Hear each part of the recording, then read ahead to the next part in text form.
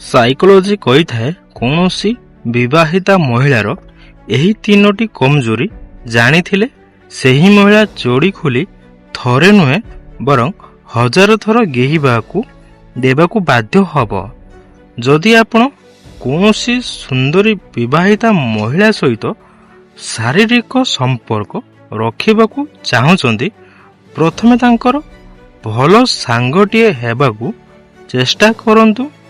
ଯଦି ଟଙ୍କା, ପ୍ରେମ ଓ ସେକ୍ସ ଏହି ତିନୋଟି ମଧ୍ୟରୁ ଗୋଟିଏ କମିଥାଏ, ତାହେଲେ ଆପଣ ତାହା ପୂରଣ କରି ତାଙ୍କ ହୃଦୟକୁ ଜିତନ୍ତୁ।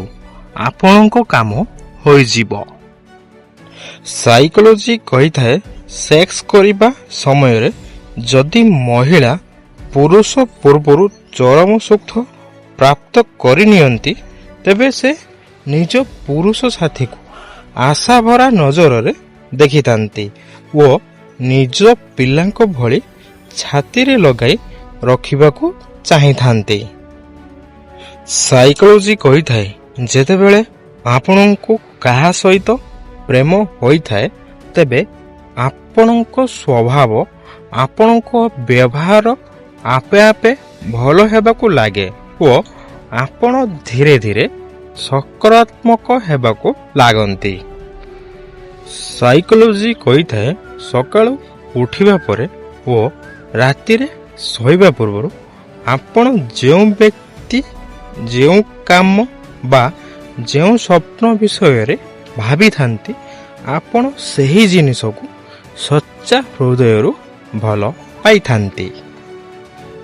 ସାଇକୋଲୋଜି କହିଥାଏ ଅତି ସେକ୍ସ କରିସାରିଥିବା ସ୍ତ୍ରୀର ପରିଚୟ ଯେବେ ସେ ବସିଥାଏ, କାରଣ ଯେତେବେଳେ ସେମାନେ ବସିଥାନ୍ତି ତାଙ୍କର ଗୋଟେ ଅଲଗା ପ୍ରକାରର କାମୁକ ଢଙ୍ଗରେ ବସିଥାନ୍ତି ଓ ଗୋଡ଼ରୁ ଶାଢ଼ୀକୁ ଜଙ୍ଘ ଉପରକୁ ନେଇ ଆସି ବସିଥାନ୍ତି। ତ ଏହି ସବୁ ଢଙ୍ଗରୁ ଜଣାପଡ଼ିଥାଏ ସ୍ତ୍ରୀର ପରିଚୟ। ସାଇକୋଲୋଜି କହିଥାଏ ଯଦି ଆପଣ ନିଜ ସଚ୍ଚା ମିତ୍ର ସହିତ ବିବାହ କରୁଛନ୍ତି, ତେବେ ଆପଣଙ୍କ ଭିତରେ ଛାଡ଼ପତ୍ର ହେବାର ସମ୍ଭାବନା 80% ପର୍ଯ୍ୟନ୍ତ କମ୍ ହୋଇ ଯାଇଥାଏ। ସାଇକୋଲୋଜି କହିଥାଏ ଜୀବନରେ ଯଦି ସବୁ ବାଜି ଜିତିବାକୁ ଚାହୁଁଛନ୍ତି, ତେବେ ବଳଠାରୁ ଅଧିକ ବୁଦ୍ଧି ପ୍ରୟୋଗ କରନ୍ତୁ, କାରଣ ବଳ ଆପଣଙ୍କୁ ଲଢ଼ିବାକୁ ଶିଖାଇଥାଏ ଆଉ ବୁଦ୍ଧି ଜିତିବା।